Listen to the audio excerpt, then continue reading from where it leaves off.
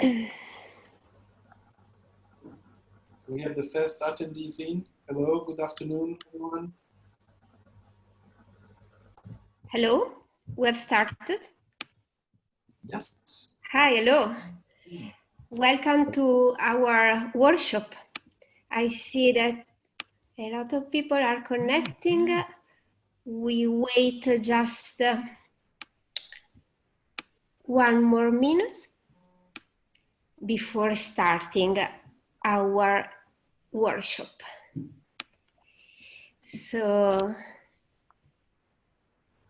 okay, number of attendees is still increasing, so this means that there are people that are connecting now. So we wait 1 more minute until the number of the attendees gets stable.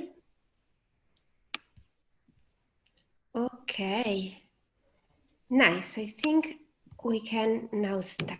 Ah, no, still increasing. Very nice. We wait 1 more minute. So I'm very happy that there are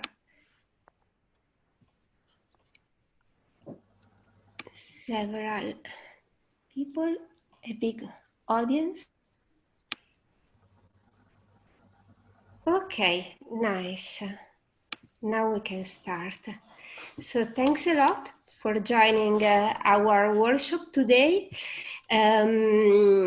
We are in the framework of the Creative Food Cycle project. So you will imagine that we are going to speak today about food, about cities, and about creativity. We will have a first part of our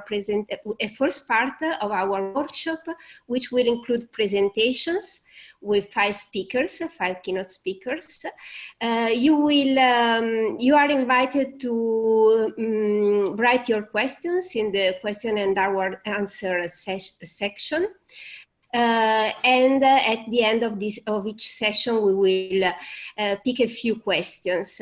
After our first part, we will have a practical demonstration of how to create a biomaterial made with coffee waste at home. So using only products coming from the supermarket, only recycled product, and we will create a small design object. So today we will have a presentation from myself, Chiara Farinea, from the Institute for Advanced Architecture of Catalonia, from Giorgia Tucci, from the University of Genova, from Sabrina Esposito and Emanuele Sommariva, from the Leibniz University of Hannover. We will have Professor Carlo Santulli from the University of Camerino. We will have Anastasia Pistofidou from the Fab Textiles in Barcelona, that is part of IAAC. And then we will have our presentation from myself, from our demonstration from myself and from Mohammad Elatab.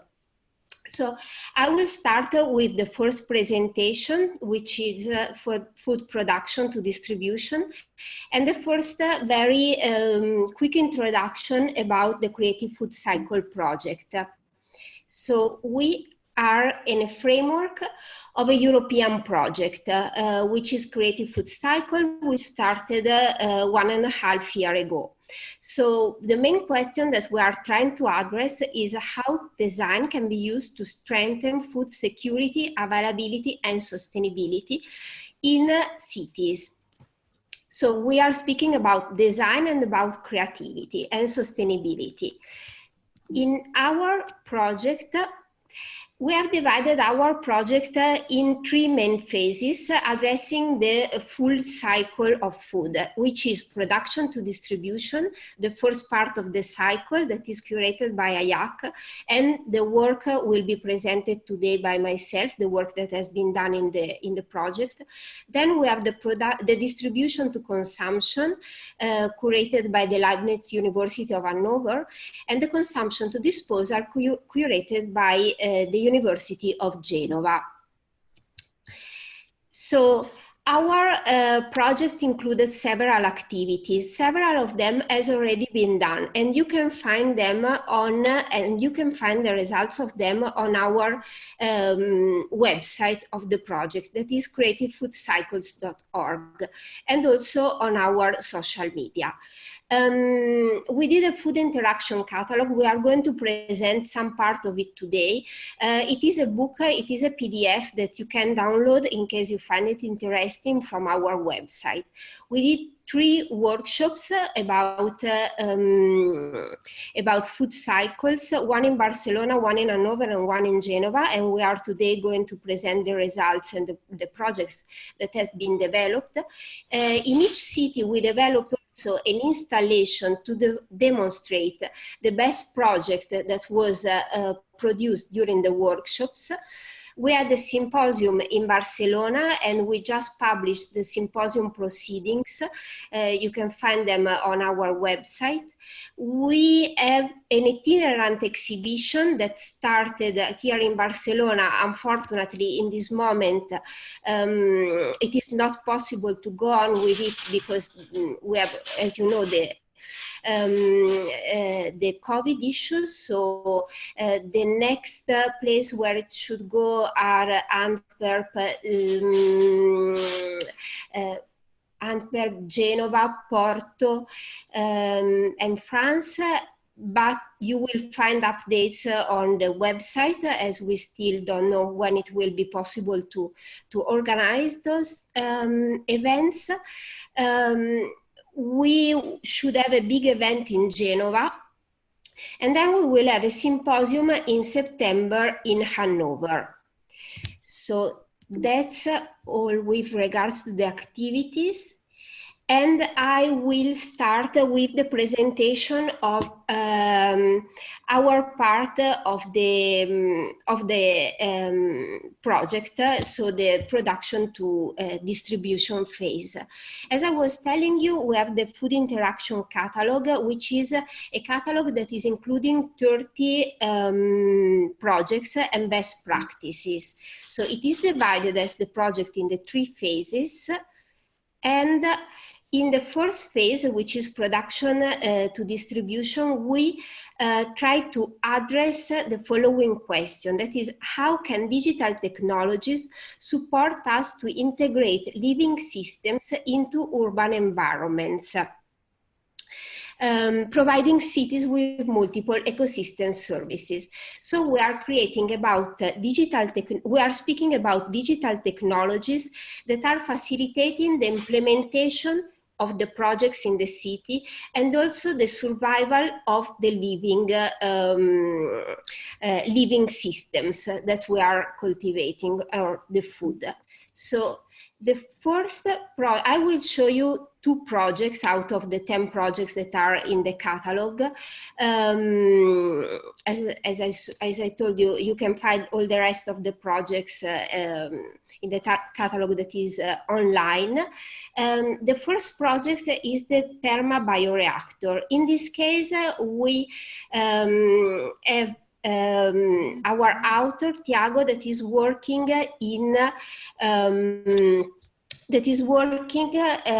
in extreme environments, and is creating a facility to grow spirulina algae. So spirulina algae is a super nutrient, probably you know, and is particularly important to get a balanced nutrition in places where food is difficult to be gotten. So in this case, we have a project where digital technologies are used as sensors, for example, and control system to control the growing conditions and the growth of the algae in these algae bioreactors. So in the book, you will find the full explanation on the project and also the technical details of how the system works. The second project that I would like to show you as a project from Terraform, the cricket shelter. So this is, insects are considered one of the food of the future. In this case, we have a pavilion that has been drawn and developed through computation design. So its shape, it's optimized in order to create the optimal conditions for the insects to grow, exploiting the sunlight and creating an ideal microclimate where the insects can grow.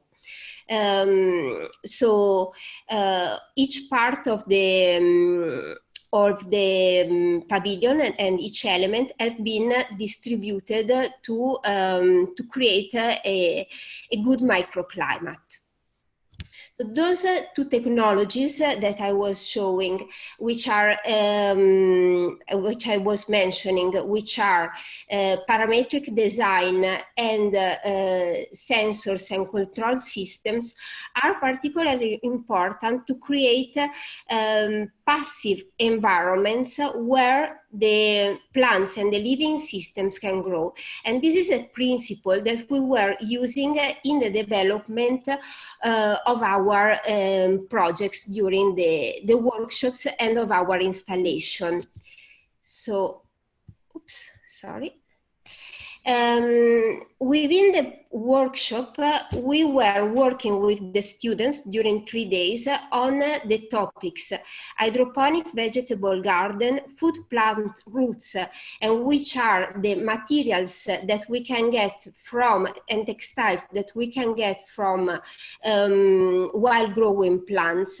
We were creating a project on pollination, on an edible algae farm and a mushroom farm.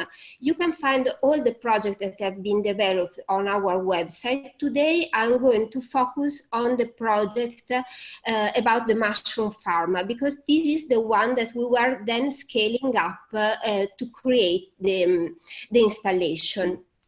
So our students were creating the project that is called Mutualism, in which they were studying a pavilion, which is, as I was telling you, a passive environment to grow food. In the exterior part, the students were placing herbs, and the herbs were meant to keep under control the heat island effect in Barcelona. The interior part is meant to grow mushroom, which need a low temperature between 16 and 25 degrees. And that's why in the exterior part we have the herbs. So mutualism, because there are two different living systems that are growing and helping each other to grow. In the interior part, as you can see in this section, we have a biomaterial that is created with the roots of the mushroom, of the mycelium. Here, as you can see with this shape, the students were creating panels, acoustic panels, so to create a good acoustic environment. Once the mushrooms have grown, you can also take out the panel, place again inside some straw and some mycelium, and start again the process of growing and get again more mushroom and also more construction materials. So our students were working on digital fabrication. So at IAAC, in our masters, as for example, the Master for Advanced Architecture, the main principle and the main learning methodology is learning by doing. This means that our students are always creating a prototype with digital machines and then testing it in order to really learn how the system works. So here you see the students, they were using the CNC machine, and now I'm going to show you, oops, the result. That is this panel. On the side where the plants and herbs were growing, we have a texture that is helping to bring the rainwater towards the plant in order to maximize the use of natural conditions like raining and minimize the irrigation. On the other side, we were creating a texture that is based on these small bubbles, which were in the white panel. As we are in the interior part of the project, this is meant to maximize the lighting towards the mushroom to grow. So, as I mentioned, we are using digital technologies to create passive environments which facilitate good environments that facilitate the plants to grow, because the cities are now excluding plants. They have been created to exclude nature and the, let's say, and the bad effects of nature. But today we are realizing that this exclusion of nature from cities, it is creating several bad impacts, as for example, not a good air quality, pollution, and that the plants can really help us also to mitigate the effects of the climate change. So we were then scaling this, the Mutualism project in the microscape facade. It works in a similar way, let's say, but in this case, we have the mushrooms directly on the outer part of the facade. So we have a texture that is, again, a passive environment to help the mushroom to grow. We have a texture that is created in order to absorb the water and to maximize the humidity around the mushroom, which creates, again, good conditions for the mushroom to grow. We don't have anymore the white coating outside, as we don't need it, being the mushrooms directly exposed to the sunlight. So here you see some drawings, how we were creating this facade. We were using computation design in order to study the facade and study the performances of the facade. Still, this is the methodology that we use in our educational programs, in our masters, to study which, how to optimize the conditions for a building through the use of parametric programs, and then to test creating prototypes. So in this case, we were creating a sort of mountain in the central part, which is meant to provide some shading when the mushrooms start to grow. And then we have a series of bubbles that are captating the water during the night and redistributing when the sun start to shine during the day, and creating a humid environment. Here you can see our prototype and some further pictures. And here you can see a vision of the prototype when implemented on a building and on a facade. The system is very flexible and can be used also for the creation of pavilions in public space where people can grow their vegetables. So with my presentation, I'm done. I would like to leave you with this question, that is, how can we build the cities of the future basing them on nature-based dynamics? And how can living systems help us to create better cities, more sustainable, and also to address the climate change issue?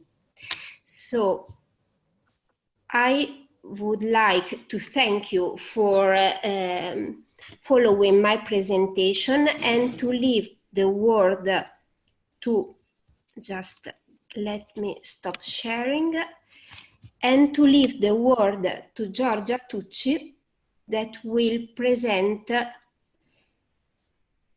Sabrina. the second part. I'm sorry. Georgia, you are the third speaker. To Emanuele Sommariva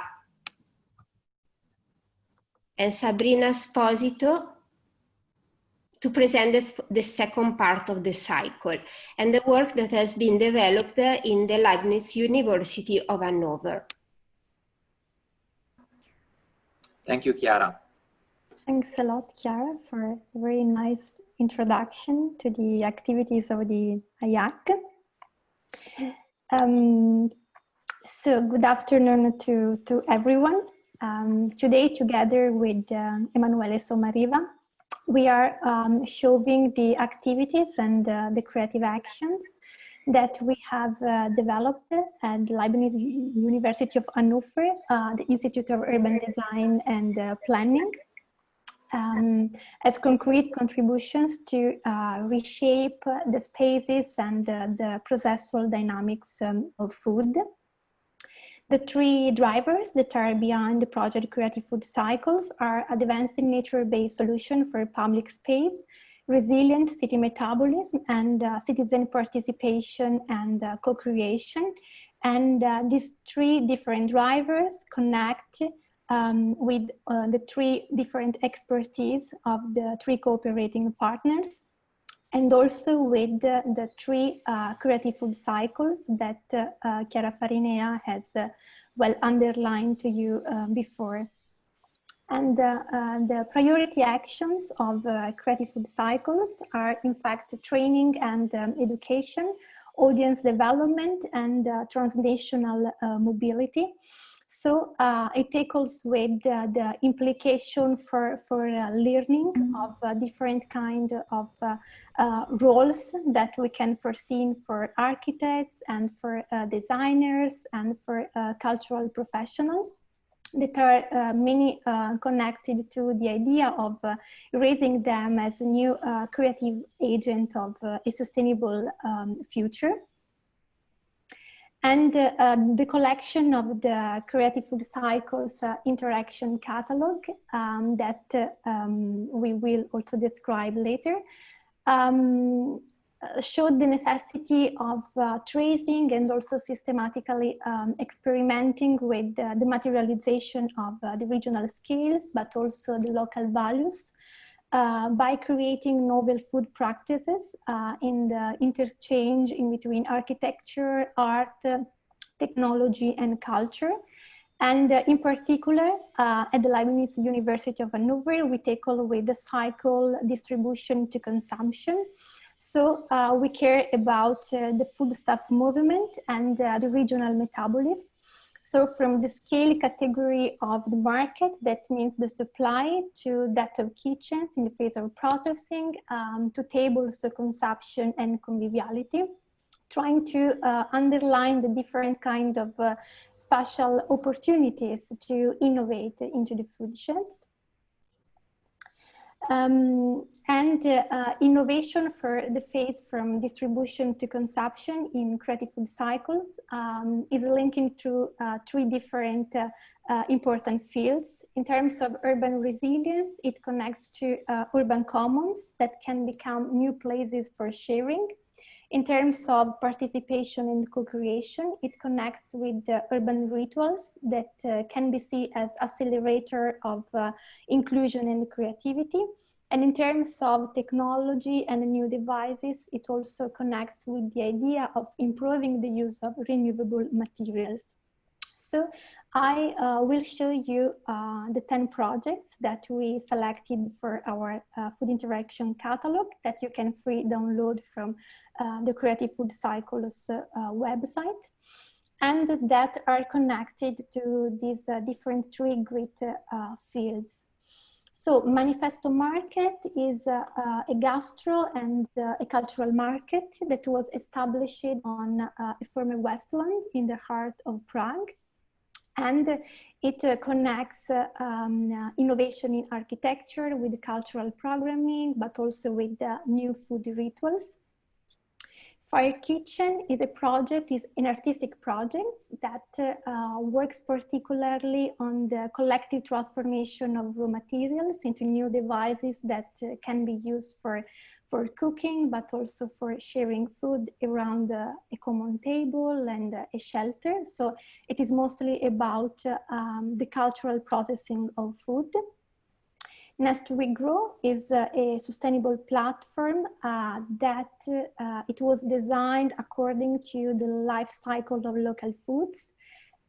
So it creates new places for new learning and new gathering activities. So trying really to connect with the environment. Les Cols is a restaurant that takes inspiration from the surrounding landscape, from the land, and trying to really connect with the rediscovery of regional production, also with the creation of a new culinary rituals. While Changing Pasta is mostly connected to computation and digital technology.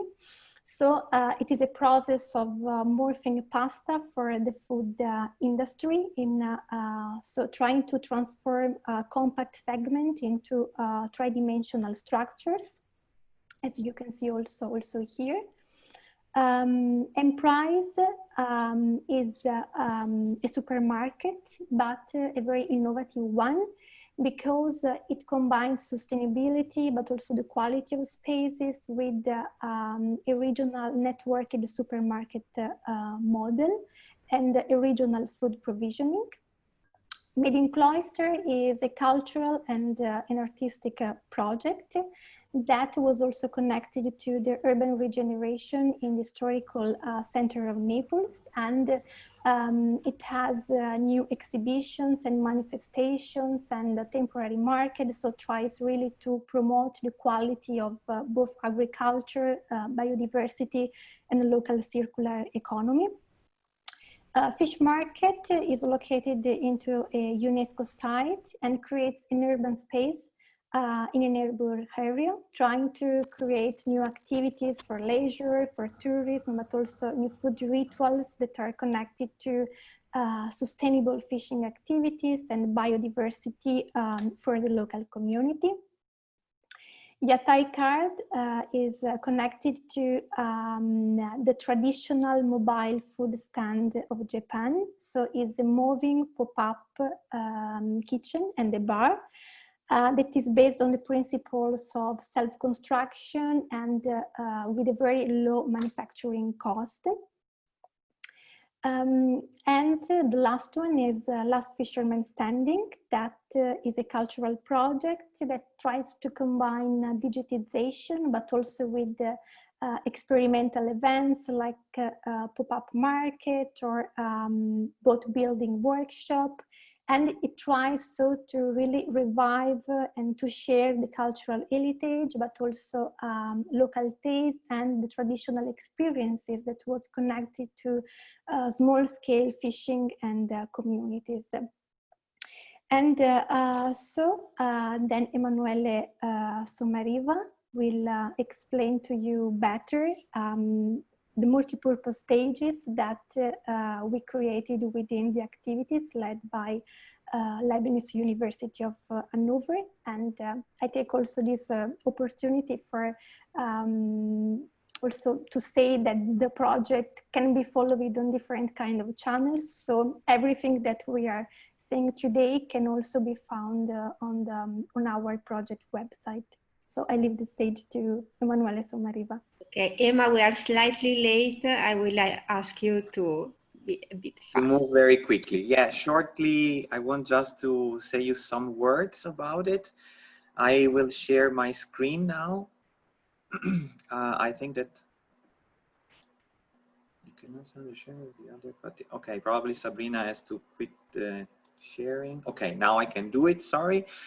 And now you have a very quick glance to our website. Especially, I would like to tell you that you can have a look to some of our videos. This I will put in the background during this my little consideration about the workshop it was called Food Cycle Pop-Up, that we have been organized at Leibniz University Hanover.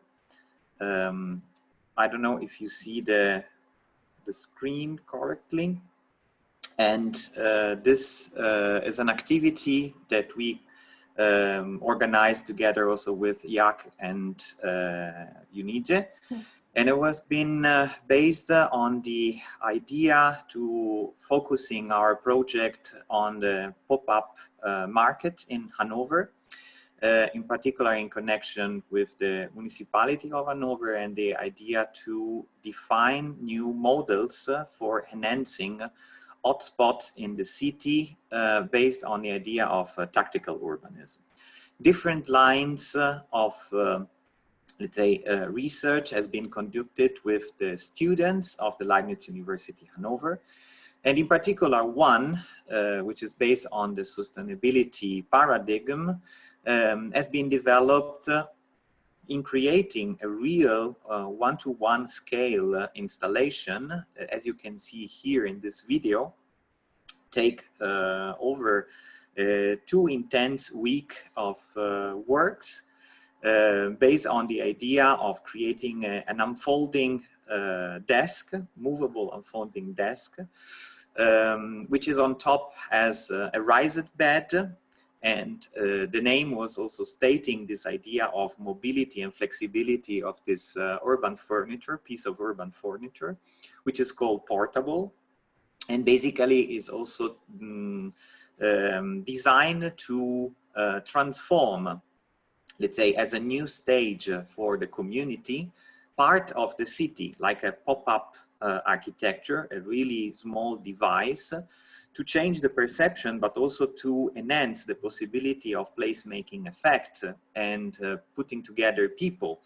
In this occasion, we decided also to test. So at the end of our workshop, we created also this food shed convivium where people can bring together different recipes from different parts of the world, from different part of the culture, from the student where they are coming from. And also to create a sort of engaging platform with different people talking about food issues, sharing an experiment and enjoying a bit also this conviviality aspect. This was one also of the idea of, the basic idea of Creative Food Cycle project. So try to engage more and more the people and also to widen the audience development of our project.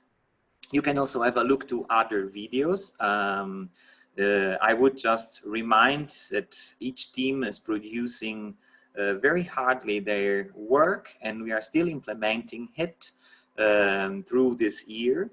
So you can follow us on our website, creativefoodcycle.org, and I hope that we can stay in touch. I will leave now the word to Georgia so that we try to be on time because our second session will wait for us. And thank you, Emma. Thanks for your attention. Thank you, Emma. I'm stopping. Okay, yes. Okay, probably now you see. Okay, sure. Can you see the presentation? Yes. Yes.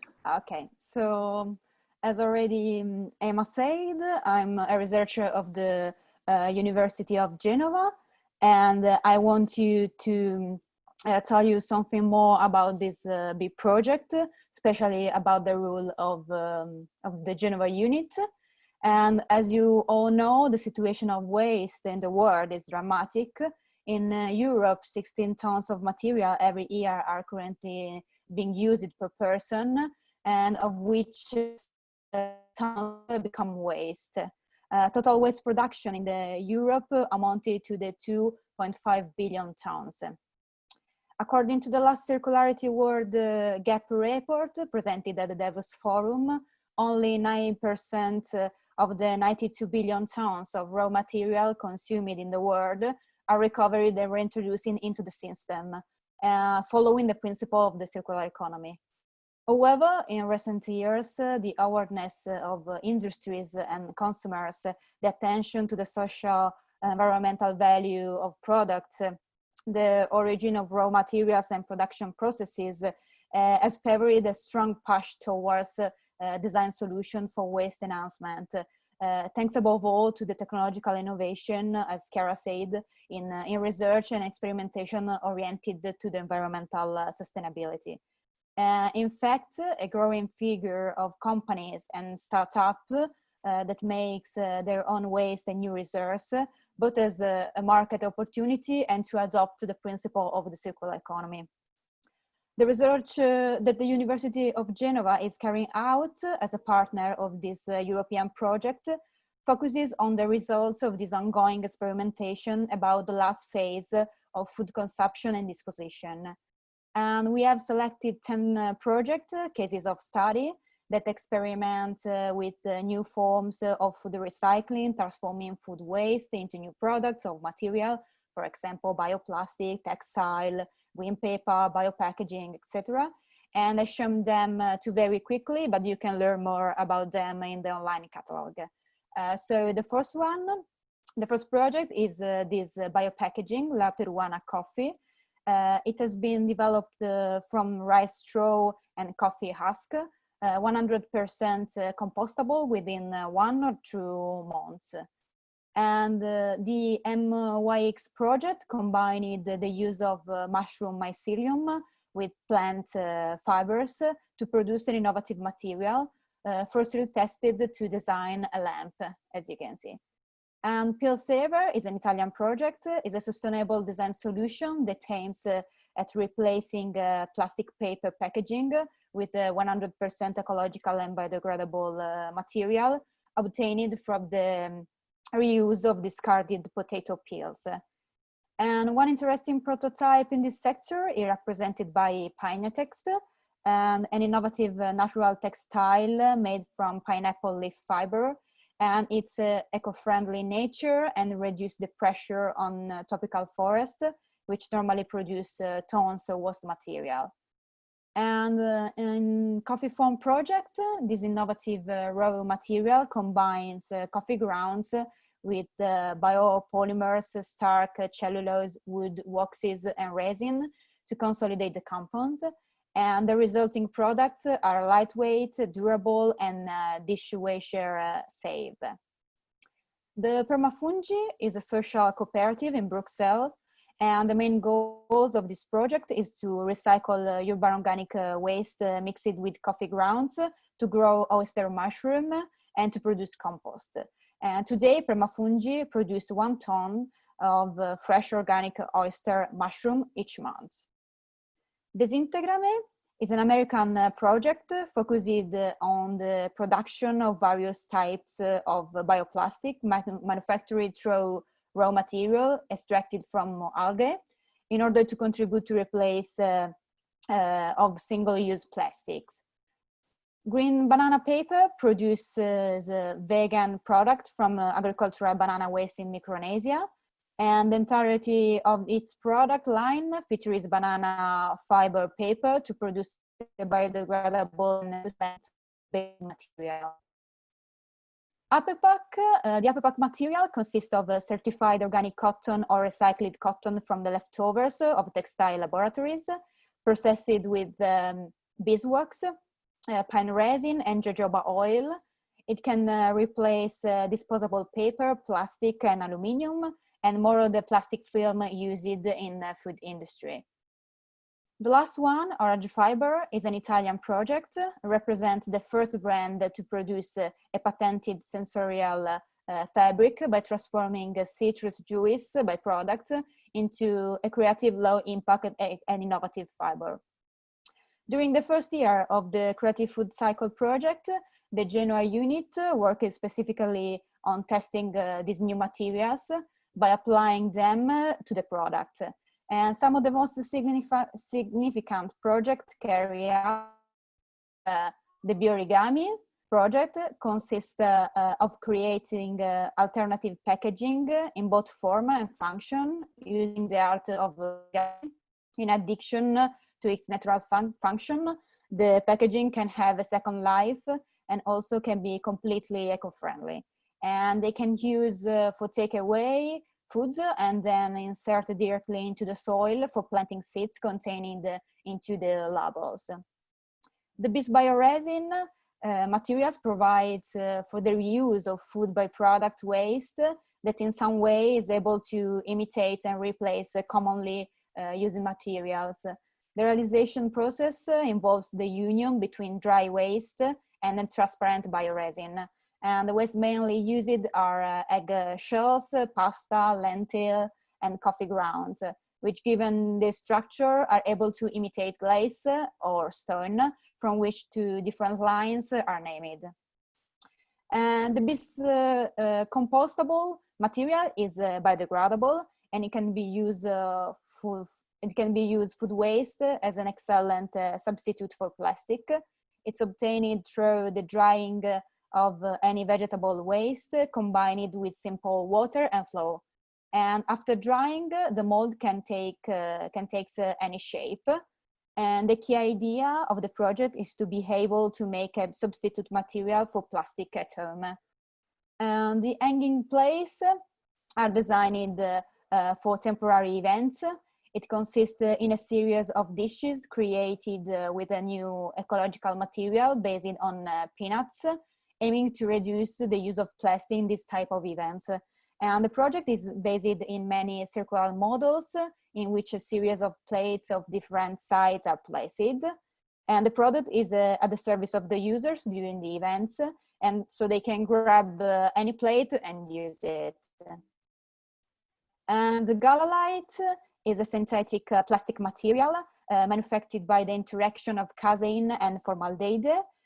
It's insoluble in water, biodegradable, no allergenic, antistatic, and no flammable. And galalite can be considered a 100% natural bioplastic material. And in this project, it is used to design a lamp in order to replace plastic for design products. And the last two projects are related to the next tutorial made by IAAC team using the coffee grounds. The dish bratta project is made by mixing coffee ground and biological resin. It consists of a set of two dishes, a dinner plate and a dip dish, a fork, a spoon, and chopsticks. And it can be dishwasher safe and reused many times. And the last one is coffee puzzle. And thanks to a few simple steps, Exotic Coffee becomes an engaging game suitable for all children. Just combine coffee, potato flour, lemon juice, honey, and water, and it could be possible to get a soft and natural paste suitable to be manipulated like plasticine. Of course, this project don't presume to be a solution, but experimentation and suggestions in order to bring people closer to making homemade new sustainable products and contribute to reduce food waste in the world. Thank you. Thank you, Giorgia. Very nice. So probably we can open up a little bit of question and answer session. Emma, I think that as I see that there are no question and answer already there, I would go on with the presentation because we are slightly late. And I would give the, so now we have the last two presentations. The next one will be from Carlo Santulli, and then we will have Anastasia Pistofido. So thanks, Carlo, for joining us. And you should share your screen. Yes, I'm sharing my screen. Okay. Yes, good afternoon. I am a material scientist, so basically I collaborate with designers, and I just want to say a few words about one of the most interesting materials we tried to produce, a kind of materials demonstrators. So not yet products, but something that tells us whether a product could come and which are the challenges we are most interested in, what are the difficulties in obtaining that. Well, coffee is particularly interesting because it is compostable. It is an abundant material, waste material, which has no seasonality. Also, coffee is full of polyphenols. In fact, we were connected first to the starting point of plastics, because most plastics at the beginning were phenols. Giorgio was mentioning galalite, but in fact there were also phenol formaldehyde plastics. And coffee is full of polyphenol. Maybe Well, there an issue with the audio. Am I the only one that is not hearing well? No, I cannot hear. Maybe it will help if you turn off the camera. Sometimes I think if you allow me that if you have papers on your computer, they are covering your microphone. Can you maybe try to move that and try again? Okay, I can remove the screen. No, now it looks like now it works. Yeah, fantastic. We can go on. I haven't done anything, but anyway, okay. Yeah, so as I was saying, coffee is an interesting material because it's abundant as a waste. And the other question also is that coffee brings diffused and everybody is able to understand more or less. It has no seasonality because I worked a lot with natural fibers in materials, but not in any case this would work because they have seasonalities and they are present in some places and not in others, so you may have to import them and so on. So we have done a number of attempts with coffee and ground coffee waste, and I know that this is a trend into design. There are some difficulties though. So we would like not to use a resin to connect coffee. We would like mostly to have the common situation or having a kind of galalite material, so with milk, with milk whey, or to have a kind of starch glycerol with including coffee ground waste. The problems are the way that it dries up, which sometimes is not controllable, but you can work on this with having dedicated molds and so on. Other problems are that, well, it hasn't a bioplastic. If you tell they are bioplastics, it is not possibly the right word, because it's a word that works very well, but in reality they are kind of woody aspect. They are full of lignin, as a matter of fact. And then there are a number of limitations, which it's a challenge to try to go over these. First of all, the curvature of the products, which is, it's easy to get to a simple curvature, kind of making small plates and so on. And for example, making pots, biodegradable pots, well, this is reasonably easy. But going beyond that would require to making dedicated molds, which is possible, of course, but it involves a kind of effort. Other limitations which are much more difficult to overcome is the question of the color, because the color is very nice. Everyone recognizes coffee from this color, so you are able to communicate the waste, and which is good. On the other sense, on the other hand, you are not able to go away from this brownish color. You may connect, for example, with wood floor. With wood floor, it is a good mix, because you can get some nuances and so on. We were also impressed by the fact that you are able, that by pressing properly back to the right, you see down right, you see there were some sharp impact samples. Basically, there were some samples on which we have done some resilience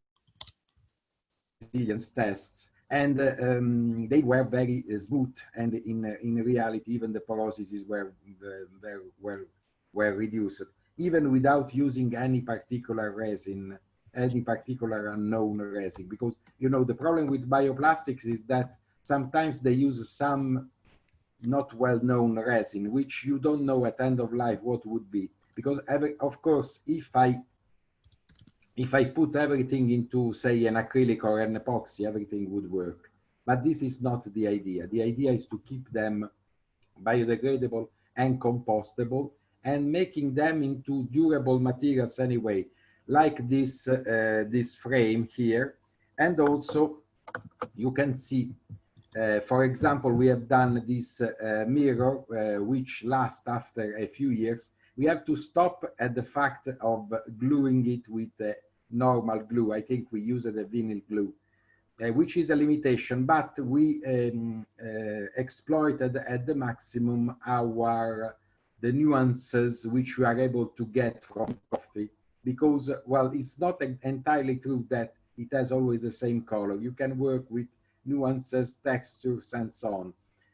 And well, this was another attempt which was partially successful, because the object would have been smoother if only they were more pressed and dried in the proper way. But on the other sense, it's also true that if we want to go away from plastics, we have to go away also from the idea that everything needs to be smooth and with a soft touch and so on.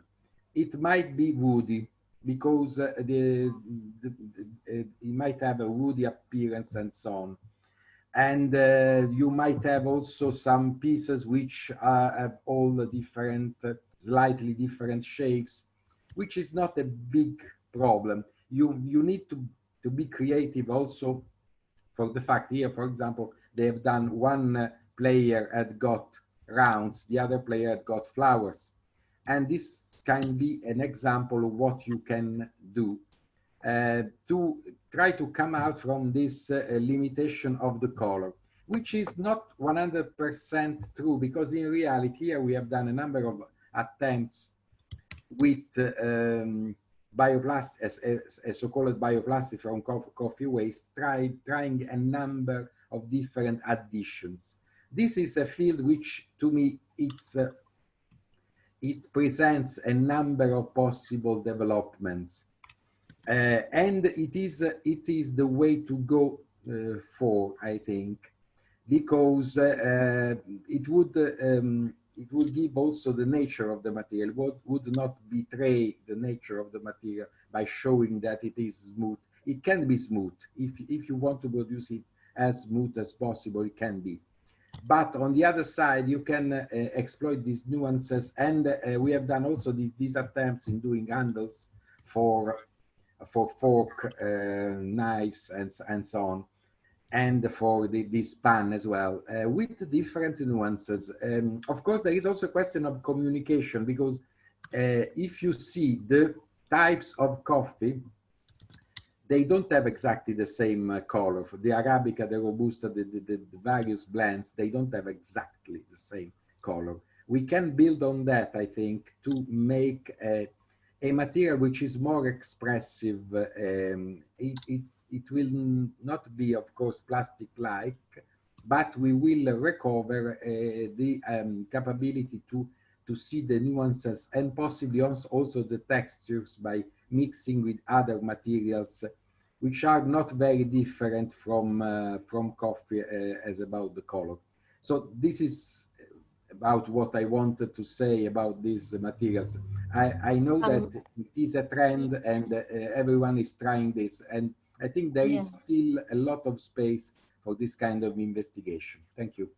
Thank you, Carlo. So maybe we can move on with this next speaker, as we are running out of time and we need to have the demonstration session. So maybe we can give the floor now to Anastasia for the presentation of the book, Food Waste, Bioplastics. Thank you so much, Carlo. Thank you. Very interesting presentations. So thank you for inviting me to present this new publication, open publication, open source. Yes. Can you see my screen? Yeah, we can.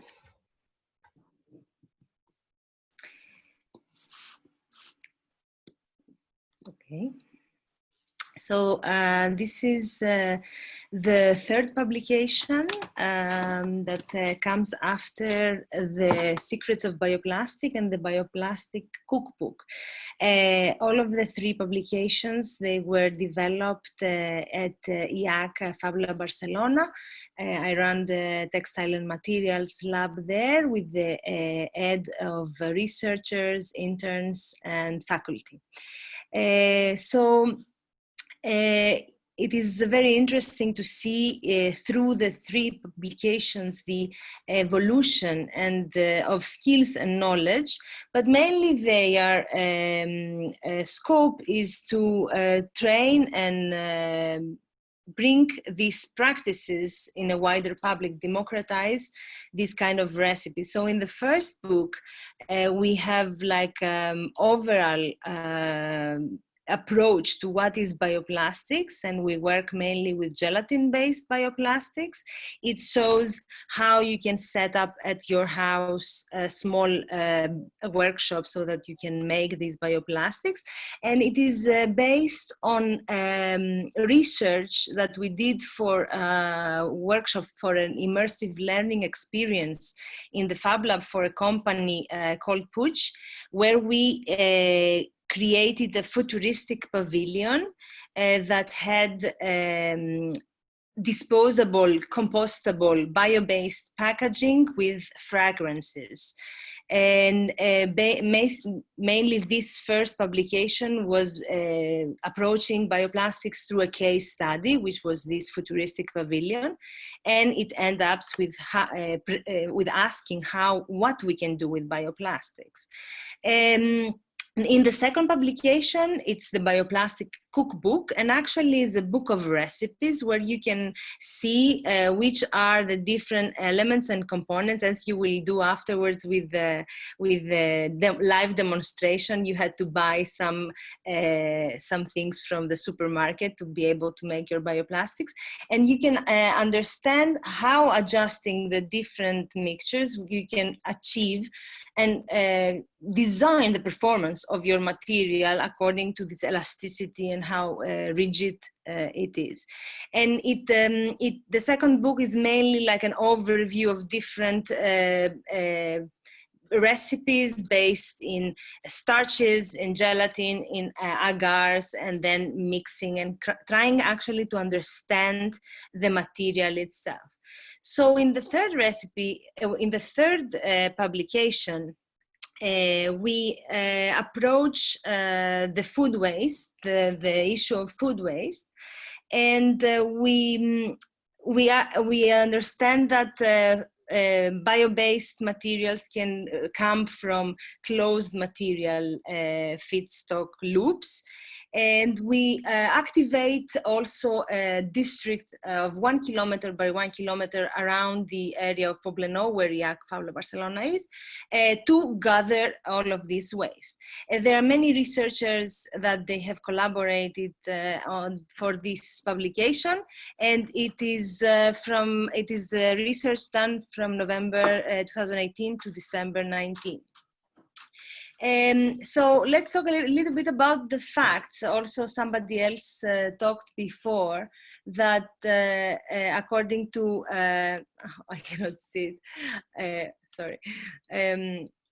So one of the third of food is actually being wasted, and at the same time, this food could be feeding people that they are dying of hunger. And at the same time, we are producing 300 million tons of plastic every year, which mainly is for single-use purposes. And this plastic stays in our planet more than 400 to 500 years. So it seems that we are making some mistakes through design from the beginning of the design in choices of what materials we are using for the design. And our mission with these publications is to educate the new generations of designers to understand material flows, to integrate circular design in their processes, and design circularly with closed loops. The problem of waste is that by itself, it has a negative connotation. So we think of waste as if it's garbage, but we should not treat waste as if it was garbage. We should actually think it as if it was our treasure. No, your trash is my treasure.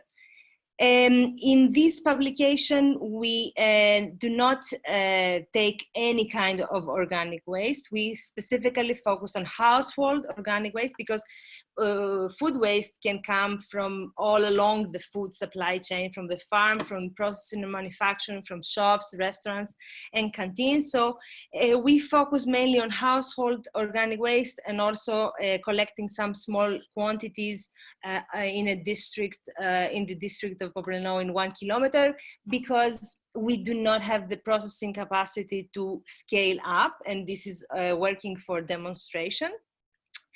And the main goal is to bring awareness, because when you start collecting your waste, you see what it's obvious what you are consuming and what you're producing, and you cannot keep it for a long time. So the first thing that it happens to you is being aware of what you're producing. And this is, I think, the most important part of all this process. So there are, in this book, you will find various recipes with all of the kind of waste that we could find: apples, orange, yerba mate, tea, coffee, mainly all in the beginning made with agar, and then as a second iteration made with alginate, sodium alginate, which we found that it can create waterproof fruit leathers. So in the book we approach, it is kind of like more mature after this continuous research at IAAC for the last years. It approaches these bio-based materials through 3 fabrication protocols, and we try to categorize them and put them into what will you need and what are the tools and processes in order to be able to create sheets, in order to be able to create molds, and in order to extrude. So with the sheets, we create these fruit leathers, or let's say food waste leathers, by casting them. The most important thing in the book is the method of how to dry them and how to take care of them afterwards, because the recipe by itself may not be so detailed so that it will tell you the whole process. The whole process is not in the recipe. The recipe is only the beginning, but then the material will actually become old and grow with you. It will dry, it will have the specific conditions. So it's not only the recipe, the important part of this book. And then we showcase some products that we made, such as this coffee leather bag. And you can see how the recipes, they are documented. Or creating more thicker boards, sheets, again, for CNC machining, so that you can create the different designs, using pine resin and various food waste.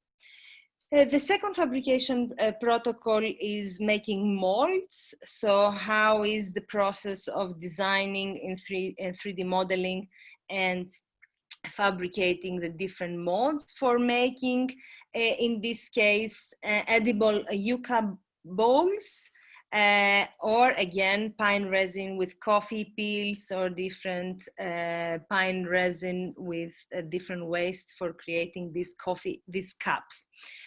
And the third fabrication protocol is about extruding. It's about 3D printing. And in this case, we work with eggshells. So there is a longer process. We actually evaluated this food waste process, and we understood that it is not so viable because it includes too many steps, too many energy, but it is part of the research to understand the mistakes. And we make this paste that we can put in a hacked 3D printer, as we have many projects at IAAC from many years that they have been adding biomaterials for additive manufacturing. And we make this ceramic eggshell 3D printing.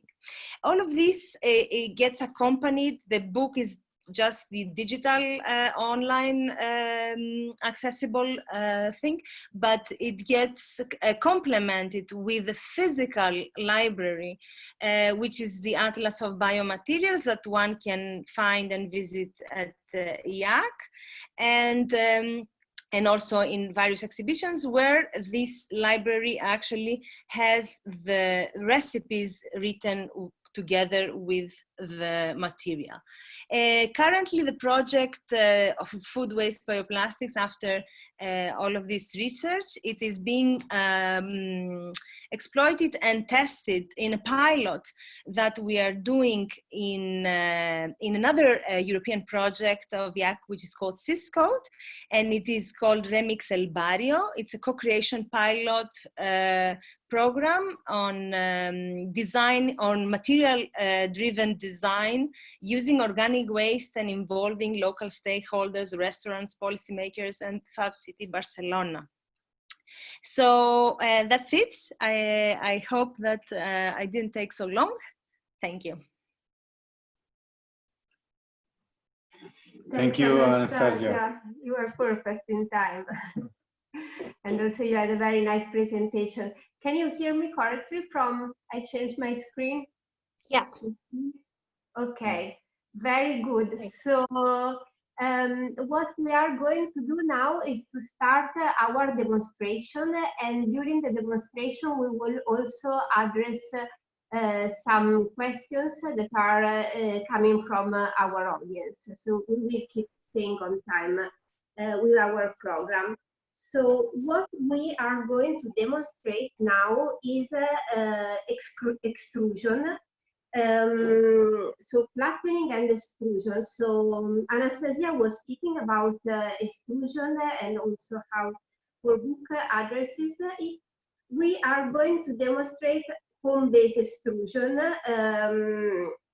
So we are going to build these, to develop this small object that is a very small pot for your plants at home, using our coffee waste. Voila. So now, coffee grounds based. So now we will start our process. We will start mixing the ingredients, as it will take a while to get viscous. During this time, we will speak about 3D printing, and also we will address the questions. So we now start with our project, with our demonstration. You will, you probably already read the recipe that we are going to experiment today. It is the same recipe that was used in the coffee puzzle project that was shown by Georgia, with slightly changes in the quantities of the materials in order to extrude it, because it is a different process from the casting process that the students were using. So now we are going to cook over medium heat. So we will start with medium heat. Exactly. So here we will set it at 5/9 degrees, and we will start to mix our materials. So we have our small pot, and So we first we will start with the honey. 27 milliliters, sorry. We will start to add the honey. Exactly. Then we will go to the cornstarch. The cornstarch, we have 50 grams, and this is basically what is giving to our material the properties of bioplastic. And then we have 27 millimeters of honey, 9 grams of coffee waste, and then we will use 45 grams of vinegar. In the original recipe of the students that is published on our website, on the Creative Food Cycle website, you will find lemon. 45 grams of lemon juice. It can be used both lemon juice or vinegar, and the effect will be exactly the same. We tested both and it's the same. And finally, we will put the water. In this case, we have 200 millimeters of water. The students were using 45 millimeters of water. So they were casting and they were getting a less viscous material, more solid material, while we needed more viscous material to extrude it. So we will extrude using our syringe. This is like an ice bag that you can find in any supermarket. You can also use other kind of ice bags that are used for decorating the cakes, and they usually use them with put cream and decorate the cake. But in our case, we are making our own 3D printer. Yeah, exactly. Our manual 3D printer. We will be the robots for today. And so now what is going to happen is that we have to wait more or less 6 minutes until it starts to densify, and then at 10-12 minutes until we will have a viscous material. So I would like to give, while waiting for this for 6 minutes, the word to Areti Marcopoulou, one of the co-directors of IAAC, also director of the DIMIC studio in the Master of Advanced Architecture, where she is developing new materials and new techniques of 3D printing and working with these materials. So she will illustrate the potential of 3D printing and digital technologies for the production of design projects. Areti, are you there and are you ready? I am here, and I'm really enjoying you guys there doing the cooking session. I hope this will be very, very tasty, and I hope that the pot would be amazing. It's great that with these materials we can build in our houses in a very do-it-yourself manner a lot of objects out of our waste. This is a great example, and I also think that the previous presentations from the open library books of Anastasia to all the products that have been shown through the Creative Food Cycles catalog, it's a great resource of knowledge to raise awareness to people on how they can use their waste in order to produce products. And I think that it is also an amazing repository of recipes and knowledge. I would like to take a few minutes only to add into the whole discussion a bigger challenge that I see from my side, a challenge that we are working at IAAC and within our Master in Advanced Architecture program, which is how we can bring this this mentality of circular design, circular economy, bio-based, let's say, materiality into the construction scale.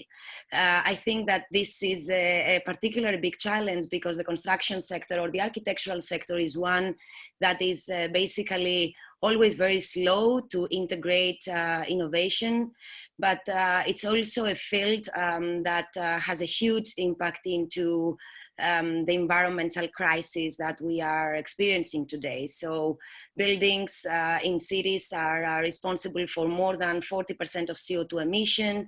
The construction industry is the largest waste generator ever. So rethinking how some of these principles could be applied into architecture is an important work that we are doing, and it's not an easy work for the reasons that I explained. But I just very quickly wanted to add this topic on the discussion and to showcase a couple of projects that we are working on, showcasing the potential, but also the limitations of this project. So let me very, very quickly share the screen. I know we have very little time until your recipe is ready. So, yep. Can you see my screen? Yeah. Yeah. But you need to Yeah, share. we can. Present. Yeah, I'll do that now. No. Okay, so very quickly, these are some examples that they are using some of the materials that all of the previous presentations have mentioned. This is a collaboration with the Italian Institute of Technology, with a research center that is working on biomaterials and bioplastics. And what we have worked with them is to create a bioplastic based on our waste. We understand that waste is the future material, based on our organic waste in order to create applications, alternative bioplastic applications for interior architectural elements. So we have been using organic waste of coffee and orange peels, and we did a series of experiments in order to see how we can 3D print those organic waste. And we decided to 3D print for a very specific reason. We know that each organic waste has different properties, and those properties can be used in favor for what we are searching in construction. For example, we know that coffee waste has hydrophobic properties, which means that it could protect you from certain humidity or water conditions. And that means that it can be an appropriate, let's say, waste and bio-based material for plastics that they are exposed to outdoors.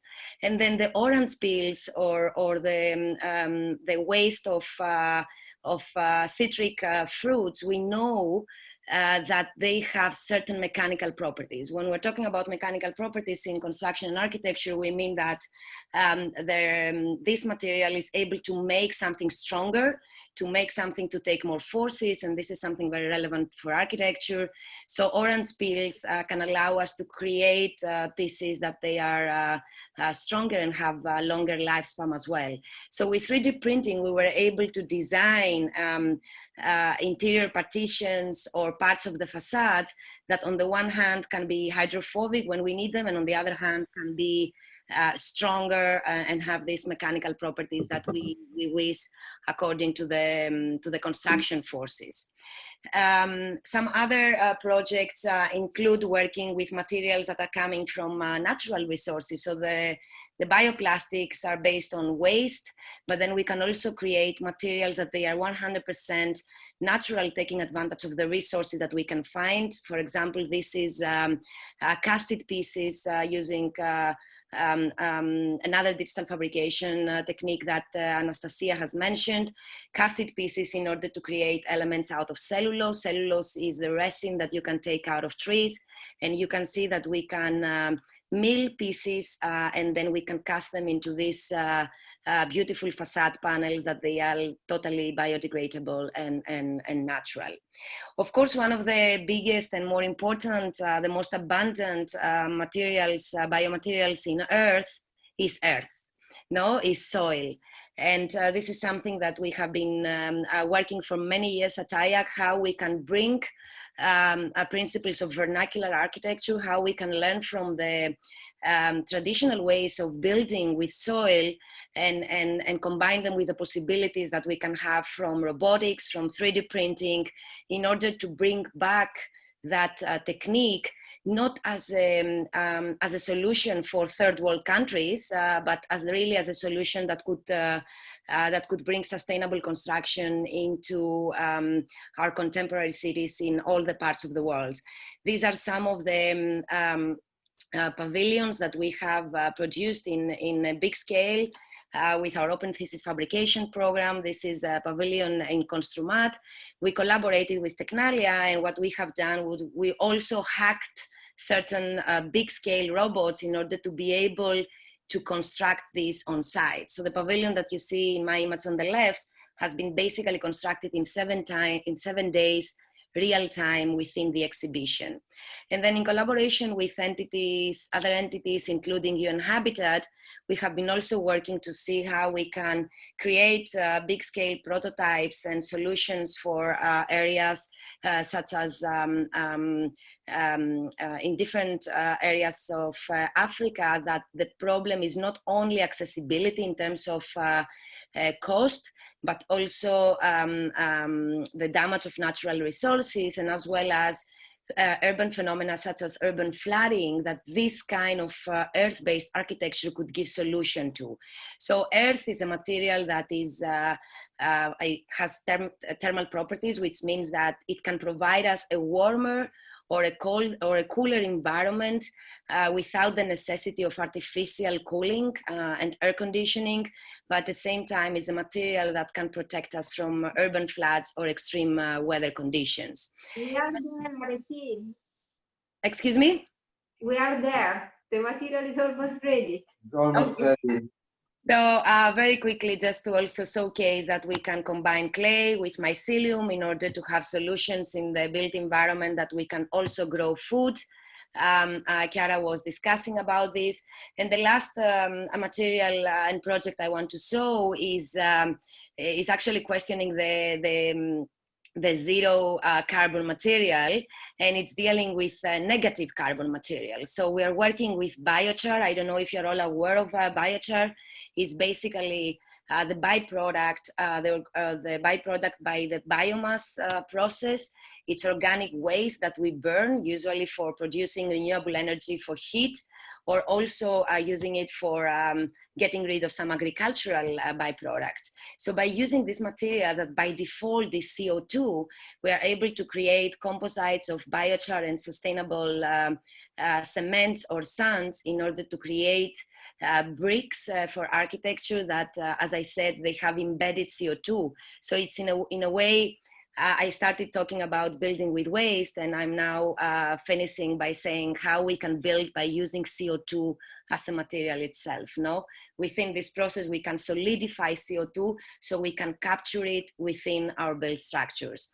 And with this, I just give back the word to Chiara and Mohammed to let us, to show us how the cooking is going and how the recipes is evolving.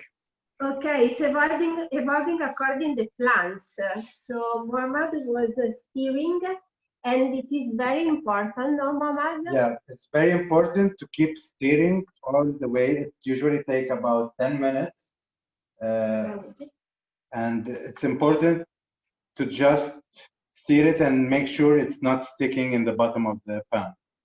So now our coffee, I think, is viscous, and as we want. We can taste it to see if it's good. But I have tasted. I have of course tasted it. It's not that good, but not even ugly. So the idea now is to put this material, to spread it out in the plate, so we make sure it is cold, so we can then use it.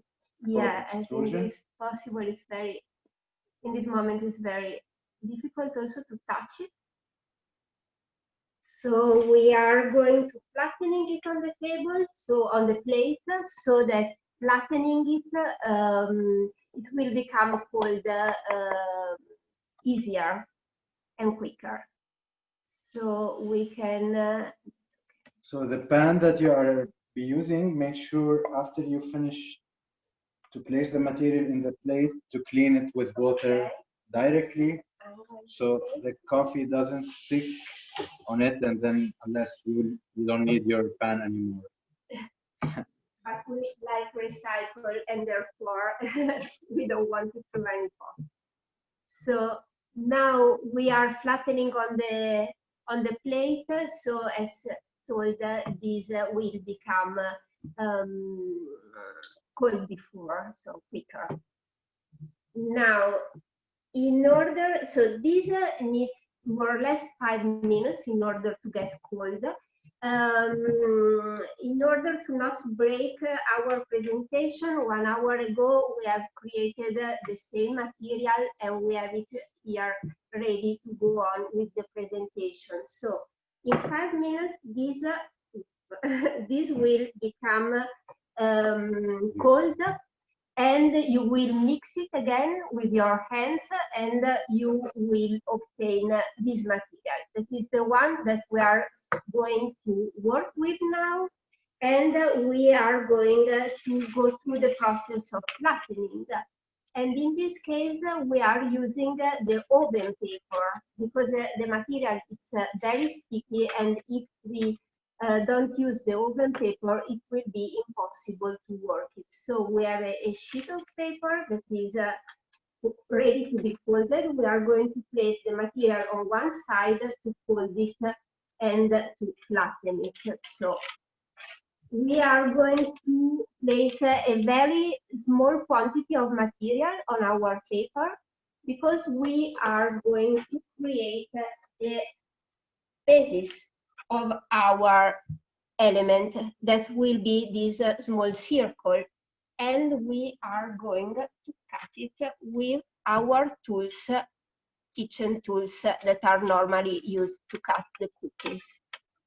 Voila. So mainly I put now the material inside the paper. I'm gonna close the paper on top, press it a bit with my hand, and make sure we want around 5 millimeters, I would say, of thickness. So now I press it, but I want to make sure also that it is homogeneous from all the parts. And of course, we like to use recycled materials. That's why we use a bottle of wine to flatten this. Yeah, instead of the rolling pin, we added also a thumb. So I'm doing it in 2 directions. I think now you can have a look and understand that I think the thickness that we want. So okay, great. Now very gently, I will take out the paper from one of the layers, very gently. Yeah, because it's quite sticky, but that's why we are using also the oven paper. Mama, that's perfect. So now I'm gonna use any cylinder you have in the house to cut it perfect. Otherwise, if you don't have, maybe you can use a knife. Yeah, a knife or a coffee pot. So now I got the piece. I'm gonna take out the extra that we can reuse it, of course, again. Yes. So the material that we are going to create is biodegradable. So this means that with the water it can be biodegraded. For this reason, our small garden is using epiphyte plants. So we are using plants that are absorbing directly the water from the air as the moss. So basically they have in our gardens moss and no soil inside. In case you want to have a material that is resistant to water, you will have to add in your mixture some wax that will improve the waterproof of the waterproofness of our material. So now we are taking out the excess from our small element. Okay. And we are going to pass what, this is super. We have to be very, very gentle. To get it out. So it doesn't break. Very nice. And we are going to place it on a new piece of paper and get it there. And also be very gentle.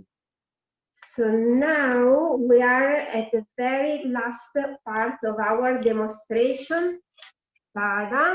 The syringe extrusion moment.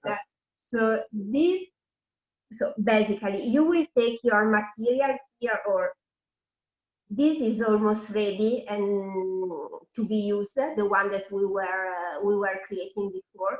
You fill your syringe, we have it here already filled, and you start to extrude it.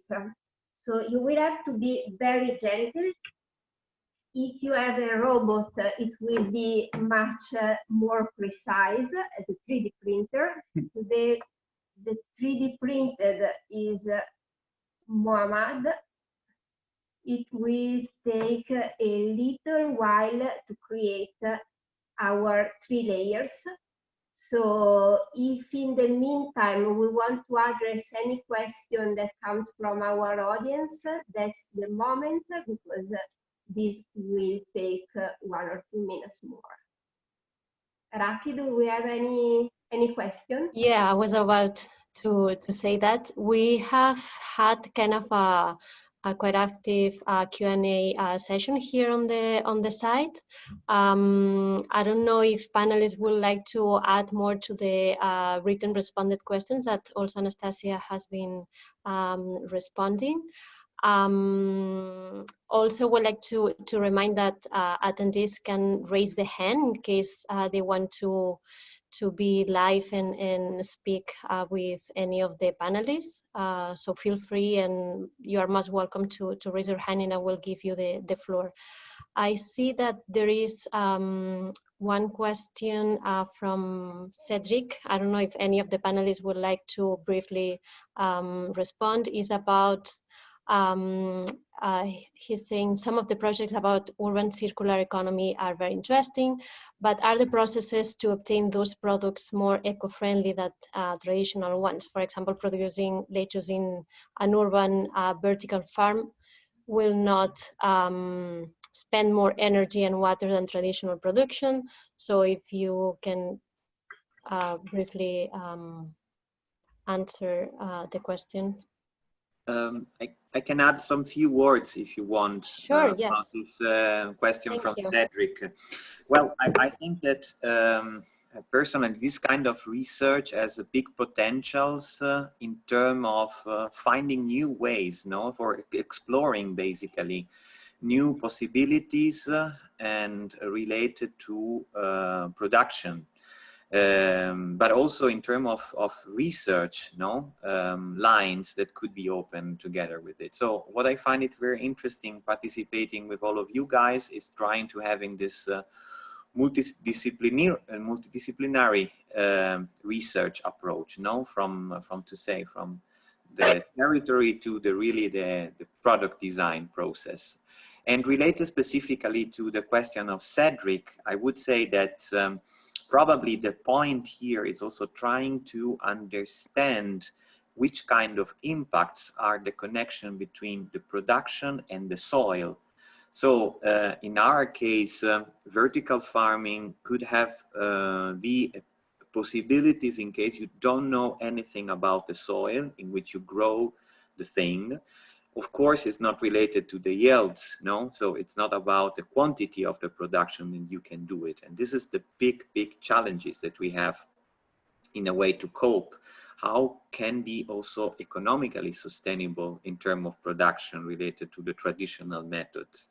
Let's say we are on the verge or try to doing this kind of research, and probably as much as I saw many kind of do-it-yourself practices or you know, experiments that people are doing also in terms of urban farmings, the big concern is really, I'm doing agriculture on safe ground, so to say, or should I have to overcome any other products? So in this case, cultivating things on a, so to say, on a safe level could be a possibility in terms of research for the future. This is what I can add to the conversation.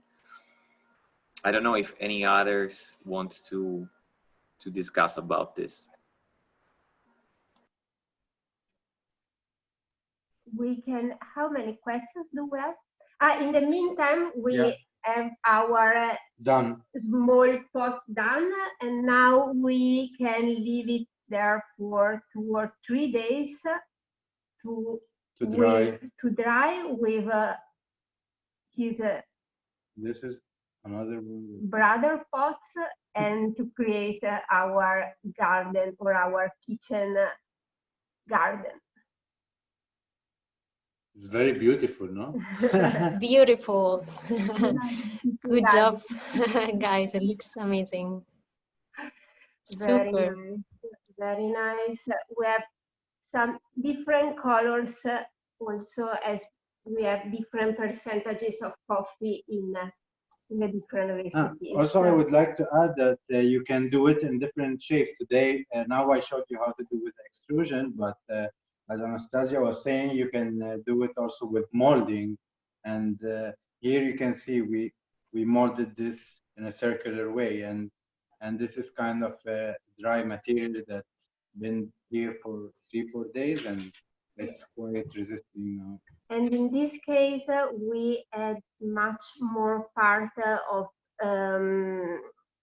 the material that was targeted at making it very flexible. So in this case, we were using glycerin, and you can see that we got a very flexible material. Also, if you want to do earrings, you can do your own coffee earrings that are super nice. Yeah, this was included with a tool that was smaller than the one that we were using today. So it was a smaller syringe. Super. We have some other questions. Yeah, we have another question coming from Louis Ross. And is what system changes, and I think it's intended for any of the panelists, and it says, what system changes are needed to deal with an increase in biodegradable products? Because right now, when they get back to usual streams of wastes and landfills, they behave the same as usual waste and don't biodegrade safely. Yeah. So maybe, I don't know, maybe Anastasia or... Yes, if you want, I can share some thoughts and a little bit of further explanation. I think that there is a lot of effort, at least coming from the European Union, in terms of research and funding for bio-based solutions in products, in closing the waste streams, in textiles, in fibers, and different. So there is an effort and there is an interest. It's an upcoming economy. I also think that when it takes to talk about waste, as soon as you are trying to close the loop, which means that something that would be disposed, you put it back in the manufacturing design process and use. It is already something that it's very valuable. And then you need to evaluate what is the energy and what are the processes that you're going to need in order to understand if it's worth it. Because also, in the European Union, if you go on the website on the bio-based products and economies, you will see that most of the waste will be used for biofuel. So the design part, I think the material-driven design part is only like a small part. And it's very important to understand that it is bringing the awareness to the people. It's the way that we communicate that waste is a treasure, no? So this is something that we need to take into account, that we need also to evaluate the new design. And so not that we should do this without further thoughts, because it will also bring other consequences. And in terms of understanding the viability and the longevity of the product, you just need to understand that we just need to imagine that by doing biodegradable products, we are embedding time into design. So we are designing how long we want our products to live, which is something that we didn't do before. Like when we used the plastic bottle, we didn't embed that its use is 10 minutes, so it should live 10 minutes.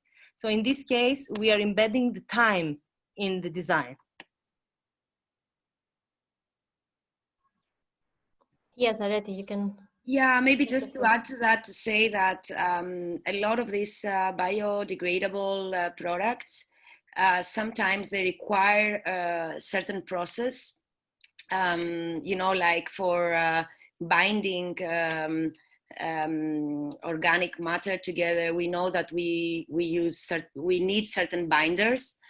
Traditionally, the binders has been the synthetically and unsustainable resins, but we know that we also have bioresins, and according to the process of that biodegradable material, it doesn't need to go to landfill. I mean, some of the materials that we have shown, including the bioplastic of coffee or the biochar, they can go back to soil and they can even fertilize the soil. So it is also a kind of an important aspect.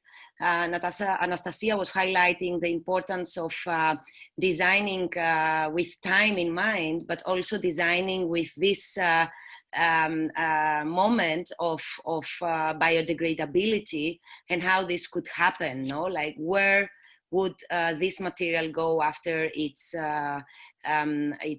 use? And there are different ways that these materials can be used, and this should be taken into consideration in design. And if you allow me, I also want to answer the next question that I see here that says that if it's possible, Sure. if it's possible to make a coffee-based material hard and strong like wood. Well, I hope. I hope that was possible. It is possible to enhance mechanical properties of biomaterials by different additives, by different natural additives. Fibers, natural fibers, are a very important aspect that is being researched now, and there are already some products in the market of how they can actually be compatible with the whole biodegradability, but also bio-based synthesis of this material. So yes, there are different kind of additives. Others include, for example, marble stone. Powder of marble stone. No? So there are different additives that they can be mixed with bio-based materials and create composites that they are extremely strong, or that they can definitely, you know, like be used be used as other traditional materials have been used. So it's very difficult maybe to compete with concrete, but it's not that difficult to compete with wood.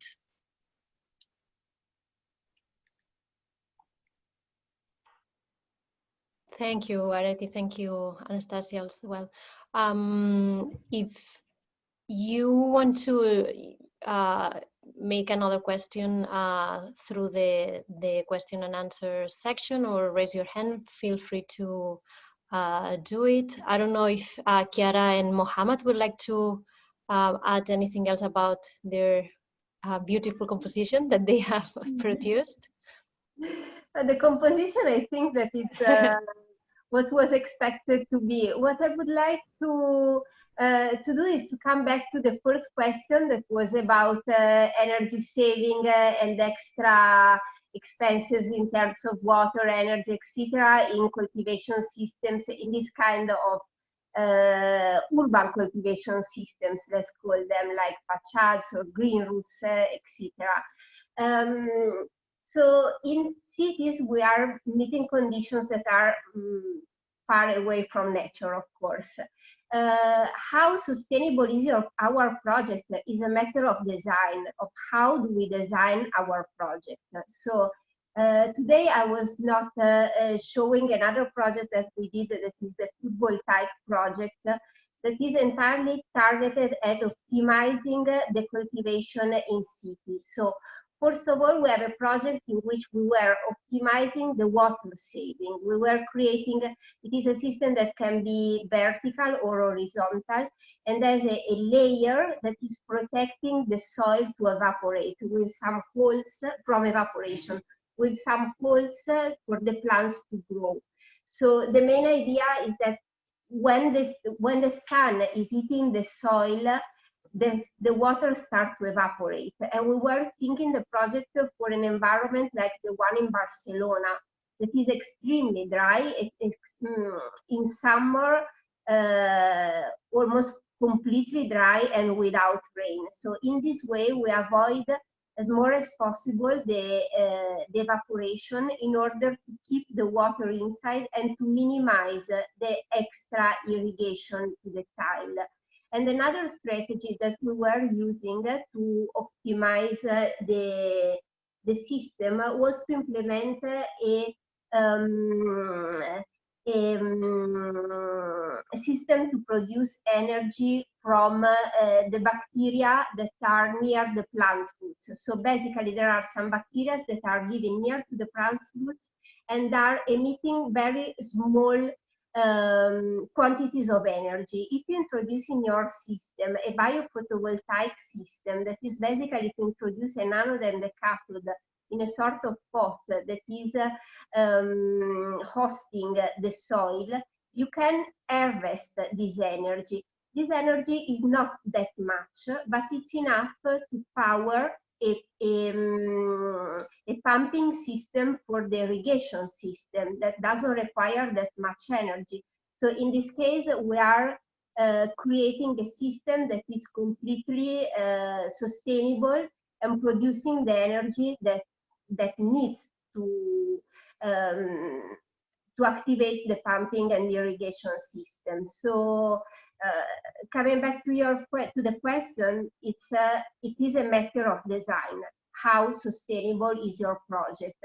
It is a matter of investing time to find a solution to address every need of the plant. So if they need sun, if they need shadows, if they need water, extra irrigation, and to find a good solution optimizing what the environment can give us.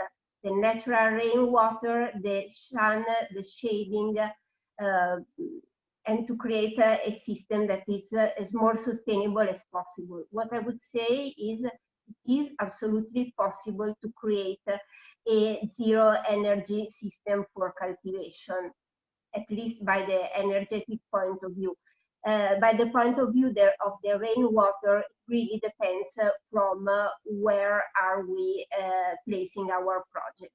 So, but every issue, every problem can be addressed, and addressed also through an intelligent design.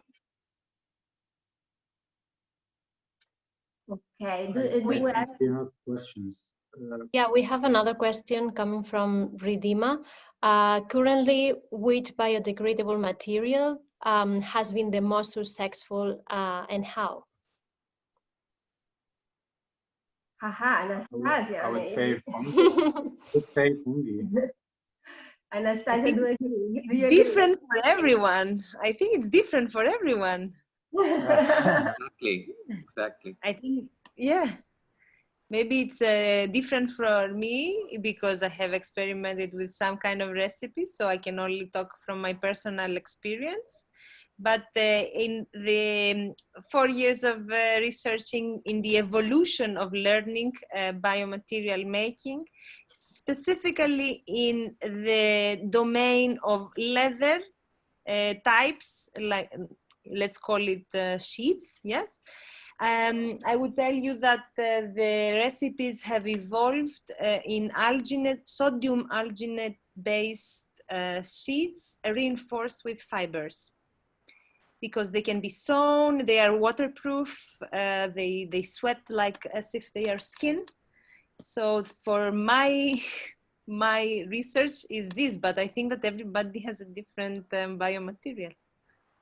Anastasia, natural fibers, you mean, no?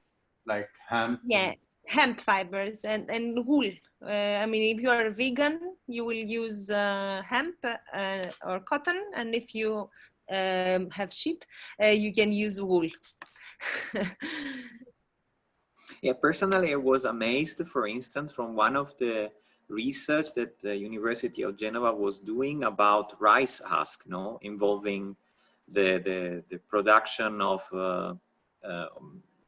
let's say, compostable pot in substitution of plastic pot, for instance, for nursery gardening. I think it's a big challenging topic in this case, no?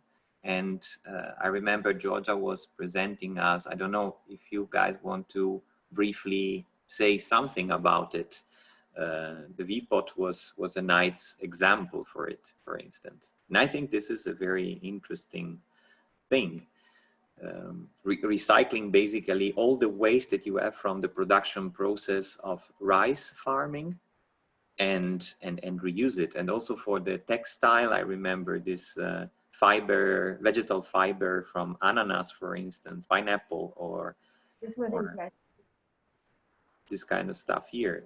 They're also present in our catalog. I mean, some of these projects, so it would be nice.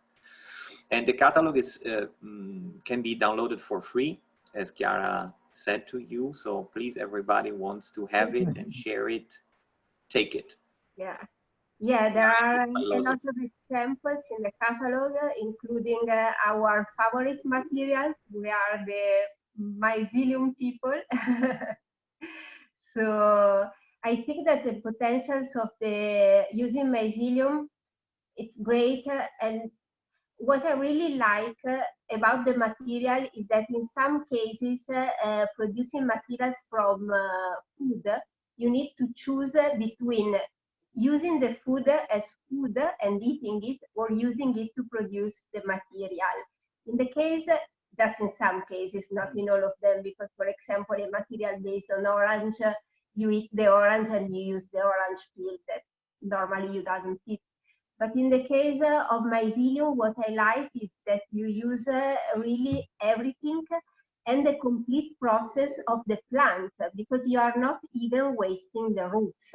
You are eating the fruit, that the fruit is the mushroom, the classical mushroom. In our case, we were using oyster mushroom, and then we are using the 100% of the roots to produce a construction material. So we were using it for construction material as we are architects and we think to buildings. But there are several examples of product designers that are creating, like the Covative company, that are creating really different kind of products, from really beautiful lamps to acoustic panels. Yeah, acoustic panels. We are getting in the architecture field. Then there is the Studio Crepuscoli, that is a Netherlands-based studio that is creating really wonderful chairs, 3D printing the outer part of the chair from a cornstarch, and then it's filling it with the straw or small pieces of wood and with the mycelium, and is creating the mycelium chair. That is a project that I would strongly recommend to have a look at it, because it's fascinating. And really, there are plenty of products that you can create while eating also the fruit of the mushroom. So it is very complete, and you use the 100% of the material. It doesn't waste really anything. So in our case, the favorite one for the moment at the state of the art is mushroom. So Areti, which is your favorite one? I think that to me, bioplastics are very easy to make, and also within my collaboration with some material scientists, they made me understand that the idea of biodegradability, it's not like you just leave the material outside and it biodegrades. No, it requires certain conditions to biodegrade. So by certain natural and bio-based coatings, you can even expand the life of bioplastics to 20 years, no? So if we are able to create so easily materials that they can last for 20 years, I think this is fundamental. And then I am a big let's say, a fan of biochar, not because it's the most easy, let's say, to make, but because it's really the possibility to work, as I was saying before, with sequestrated carbon as a matter. And I think that this is it radically changes the way that we are thinking about materials for both products and built environment, and it opens up possibilities, you know, like for extraordinary, sustainable, and negative carbon solutions. So I would vote for those two for the different reasons.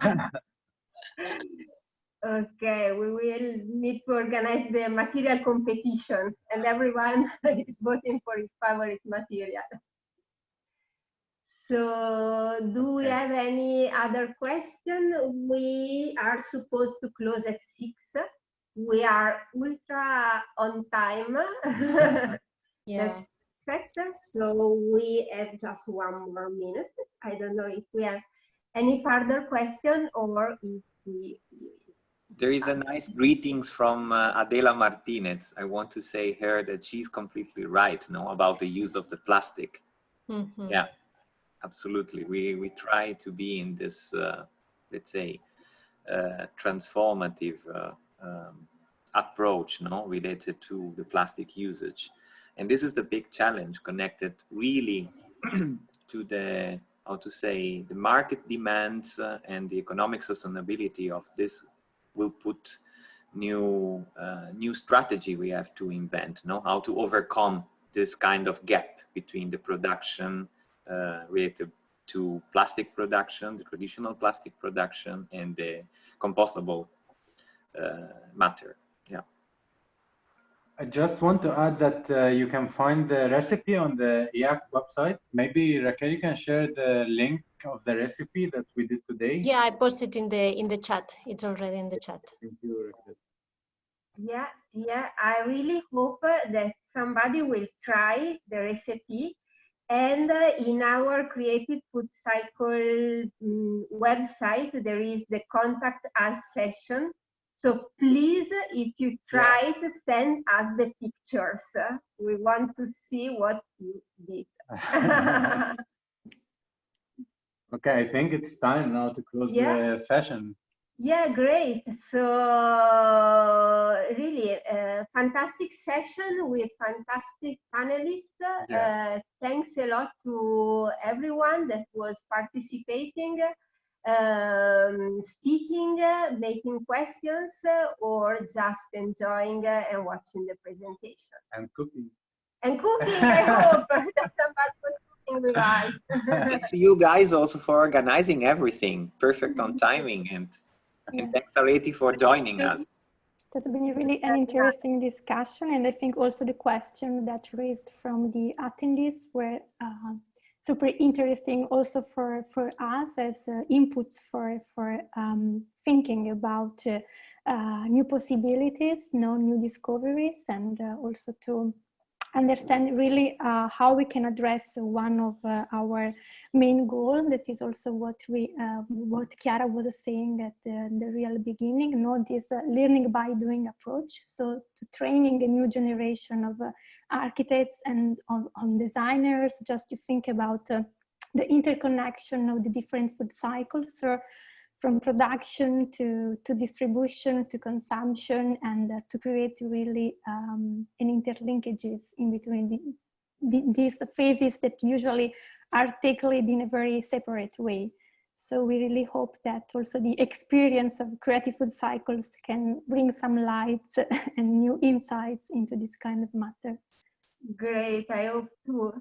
So for anyone that wants to see again this presentation, the tutorial, or who has lost some part of the presentation, this will be available on IAAC Facebook and on our Creative Food Cycle Facebook. So if you have liked our session, please follow us on our social media. Okay, great. Spread out the news. Yeah, and the symposium now is the next big event that is coming, the symposium in Hanover. So thank you very much for being with us today, this afternoon, and have a nice evening. At 7, we will have the next webinar from IAAC at 7. Yeah. Am I correct? Yeah, 7. So it will be presented the new IAAC BITS issue. So you can find it again on our IAAC Facebook page. So if you are interested, you can stay with us and meet us again at 7, or meet IAAC and our guest again at 7. So thanks a lot, and have a good evening. Bye-bye. Bye, everyone. Thank you. Bye, everyone. Thank you. Bye. Bye.